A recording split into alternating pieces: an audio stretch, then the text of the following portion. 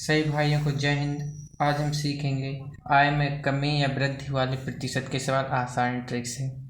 आजकल प्रतियोगी परीक्षा में ऐसे सवाल बहुत ही ज़्यादा पूछे जा रहे हैं और जिन विद्यार्थियों को इनकी आसान ट्रिक पता नहीं वो इसमें बहुत सारा टाइम दे देते हैं।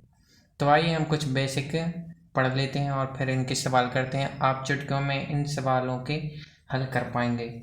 तो हम इन सवालों का बेसिक पढ़ लेते हैं। सबसे पहले मान लीजिए राहुल और मनोज नाम के कोई दो व्यक्ति हैं।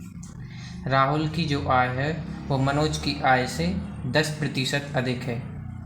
राहुल की आय मनोज की आय से 10%, तो मनोज की आय हमने 100 मान ली और 10% अधिक, तो राहुल की आय 110 हो गई। यहाँ पर आप देख सकते हैं ये आय इनकी 10% अधिक है। अब आप देखिए परीक्षा में सवाल कैसे बनते हैं। इसी को दो प्रकार से पूछा जाता है। तो हम पहले नंबर पर प्रश्न लिख लेते हैं। मनोज की आय राहुल से कितने प्रतिशत कम है। तो हम ये वाला सवाल करने वाले हैं। आप यहाँ पर देख सकते हैं प्रश्न है मनोज की आय राहुल से कितने प्रतिशत कम है। तो आप यहाँ पर देखिए राहुल लिखा है दूसरे नंबर पर, तो राहुल लिखेंगे हम सबसे नीचे। 110% राहुल की आय है और कितने प्रतिशत कम है, तो यहाँ पर आप देख सकते हैं 10% कम है। ये 10% अधिक है, तो 110 में 100 जाने के लिए आप 10% कम होंगे, तो यहाँ पर 10% कम है। और प्रतिशत निकालने के लिए हम गुणा कर देंगे 100 से। यहाँ पर हम काटेंगे तो 0 से 0 कट गया, हमारा आंसर आ गया 100/11%। इसी को हम और सरल करेंगे तो हमारा आंसर आ जाएगा 9 सही 1/11%। ये हमारा आंसर हो जाएगा। इसी में हम दूसरा सवाल देखते हैं। दूसरा सवाल कैसे बन सकता है। दूसरा सवाल बनेगा राहुल की आय मनोज की आय से कितने प्रतिशत अधिक है। हम दूसरा सवाल लिख लेते हैं। राहुल की आय मनोज से कितने प्रतिशत अधिक है। अभी आपने देखा पहला सवाल था वो था मनोज की आय राहुल से कितने प्रतिशत कम है। यहाँ पर अधिक पूछा गया है, तो हम इसको सॉल्व करेंगे। यहाँ पर है मनोज, तो मनोज की आय कितनी है 100, तो हम नीचे 100 लिखेंगे। और कितने प्रतिशत अधिक है, तो 10% अधिक है, तो यहाँ पर 10 और प्रतिशत निकालने के लिए करेंगे 100 से गुणा, तो 100 से 100 कैंसिल हो जाएंगे, बचा कितना 10%। तो राहुल की आय मनोज से 10% अधिक है। आप देख सकते हैं परीक्षा में इसी प्रकार से सवाल पूछे जाते हैं। तो आइए हम कुछ आगे सवाल करते हैं।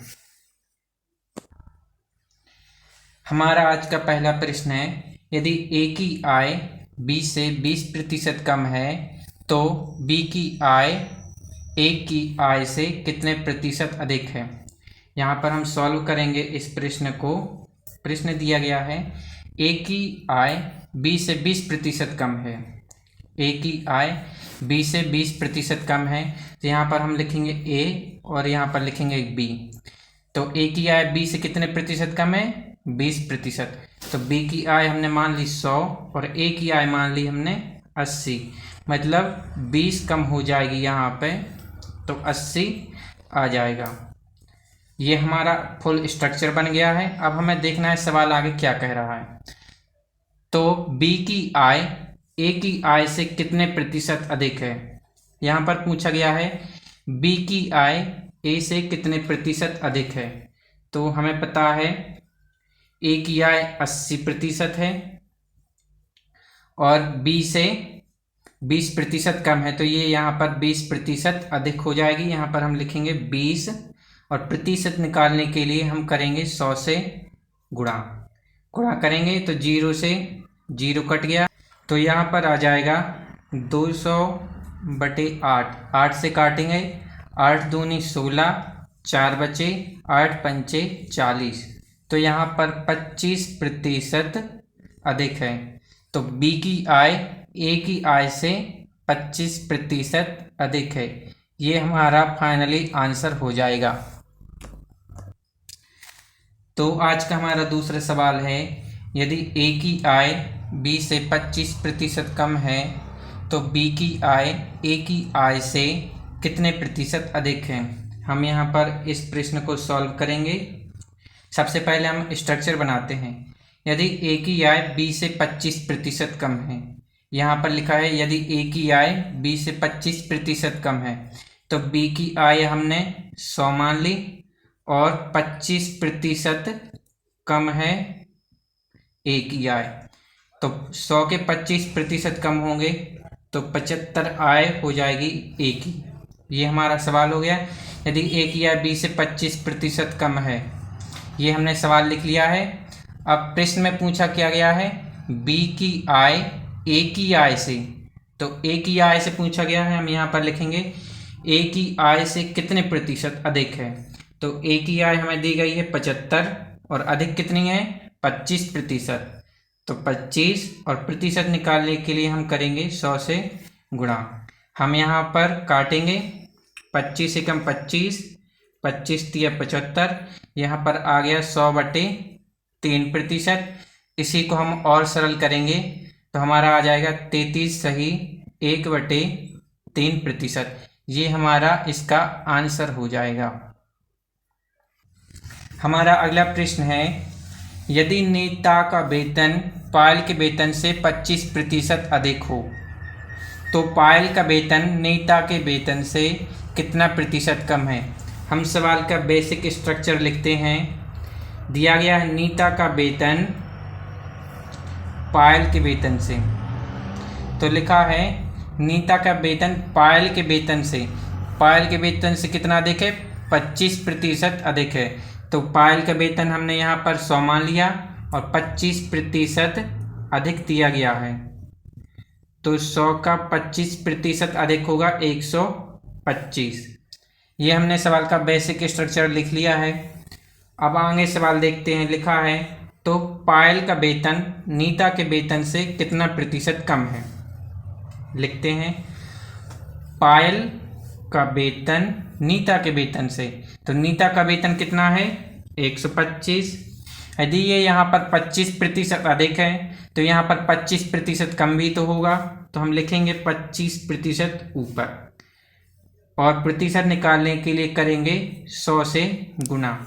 हम यहाँ पर काटेंगे तो 25 एकम 25, 25 पंचे 125, आगे काटेंगे 5 दूना 10 और ये 0, तो 20% अपना आंसर आ गया।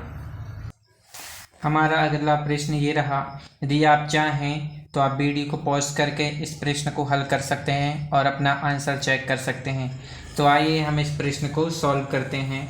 प्रश्न दिया गया है, यदि अनिल की ऊंचाई दीपक की ऊंचाई से 60% अधिक हो, 60% अधिक है। प्रश्न में दिया गया है दीपक और अनिल।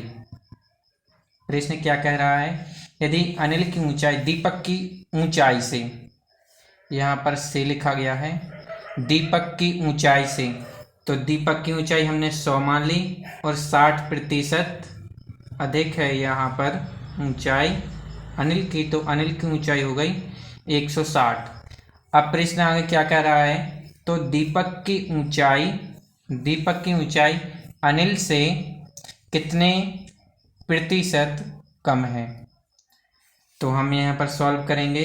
दीपक की ऊंचाई अनिल से कितने प्रतिशत कम है, तो अनिल की ऊंचाई कितनी दी गई है 160 और ये कितनी अधिक है 60% अधिक है, तो 60% कम ही होगी। तो हम यहाँ पर 60 लिखेंगे और प्रतिशत निकालने के लिए 100 से गुना करेंगे। हम यहाँ पर काटेंगे तो 0 से 0 कट गया और आगे काटेंगे तो 2 अट्ठे 16 और 2 पंचे 10, आगे काटेंगे 2 4 दूनी 8 और 4 एकम 4 2 4 पंचे 20, यहाँ पर आ गया 15 पौने 75 और नीचे 2, इतने प्रतिशत ऊंचाई कम है। इसको हम और सरल रूप में लिख सकते हैं, तो हमारा आंसर आएगा 37 सही 1/2%। ये अपना आंसर हो गया। तो दीपक की ऊंचाई अनिल की ऊंचाई से इतने प्रतिशत कम है। यदि आपको हमारा वीडियो अच्छा लगता है और आप ऐसे ही वीडियो लगातार चाहते हैं तो आप हमारे चैनल से जुड़ सकते हैं। सभी भाइयों के लिए जय हिंद।